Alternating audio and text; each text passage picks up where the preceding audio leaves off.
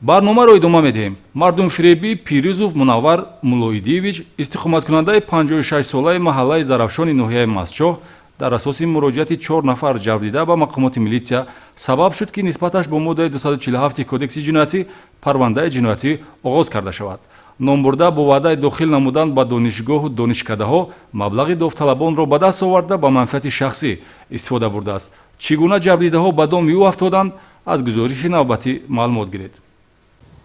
мақомоти милитсияи ноҳияи Мастчоҳ муфтхӯрии рӯйрости омӯзгореро ошкор намуд, ки бо ваъдаи дохил намудан ба донишгоҳу донишкадаҳои олии мамлакат аз шаҳрвандон маблағҳои пулӣ ба даст оварда ба манфиати шахсӣ истифода бурдааст. шаҳрванд Пирӯзов Мунаввар Муллоидиевич соли таваллудаш 1963, истиқоматкунандаи маҳаллаи Зарафшони ноҳияи Мастчоҳ, омӯзгори коллеҷи омӯзгорӣ ва коллеҷи кишоварзии ҳамин ноҳия, давоми солҳои 2017-2018 мавсими дохилшавӣ ба муассисаҳои олиро ба тиҷорат табдил дода, бо ваъдаи бемонеа дохил намудан ба муассисаҳои олии мамлакат ба боварии сокинони ноҳияи Мастчоҳ ва Зафаробод даромада, аз 3500 сомонӣ то 12500 сомонӣ маблағи онҳоро гирифта ба эҳтиёҷоти худ сарф кардааст. оид ба ҳолати кор чунин гуфта метавонам, ки аз шаҳрвандони ноҳияи Мастчоҳ маблағи пулӣ гирифта барои дохил мекунам гуфта, лакин азоди ҳамин кор набаромаданд. тахмин 8 нафар агар бошад ба маблағи хато накунам таги 40,000 аст.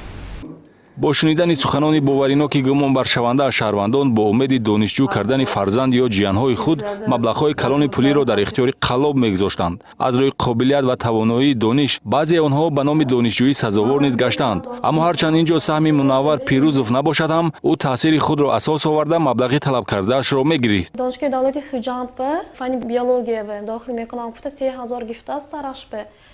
сони агар договорш начитон ин хондама намерад гуфта хонаш парафта худашон мошин кити бо 3000 дигар гифтиге. сони ин ҳуҷҷат талаб кунад агар мо имсол ба атез ғалтидеги ҳозир агар ино ҳуҷҷат ба дохил кунем ҳама медонаду кораш ганда мешавад. мо Панҷикент ба ҷои райони дигар чет ба дохил кидиму шумо серона наз. ин келини нав шуди уже келин шуд намерад. ва хондама намерад, лекин хонишаш рафтан мегирад. фосилави хондосияни дилатони пур кунитон гуфта бовариш ба даровард. уҷи 2 сол гузаштааст, ягон ҳуҷҷат нест. мо рафта тафтиш кидем, ки номаш ягонта донишгоҳ набаромад. онҳое ба мақомоти милитсия муроҷиат намуданд, ки ҳарчанд ҳаққи хизмати Пирӯзовро пардохт карданд, аммо ба орзуи донишҷӯӣ нарасиданд. дар мавриди баргардондани пули гирифта гумонбаршуда саркашӣ намуда ё баҳонаву ваъдаҳои ҳархела пеш овардааст. зимни ҳаракатҳои оперативию тафтишотӣ шахсияти 5 нафар ҷабрдида муайян карда шудааст. ин дар ҳолест, ки чанд соли охир барои таъмини шаффофияти дохилшавӣ ба донишгоҳу донишкадаҳо маркази миллии тестӣ бо самар фаъолият дошта, ҷавонони қобилиятнок бе дахолати касе ба муассисаҳои таълимӣ роҳ меёбанд. бо ошкор гардидани мардумфиребии Мунаввар Пирӯзов нисбати ӯ бо моддаи 247 кодекси ҷиноятӣ парвандаи ҷиноятӣ оғоз карда шудааст. нафароне аз тақаллубкориҳои номбурда зарардида ё аз ҳаракатҳои ҷиноятии ӯ бохабар метавонанд ба мақомоти милитсияи маҳаллии зист муроҷиат намоянд.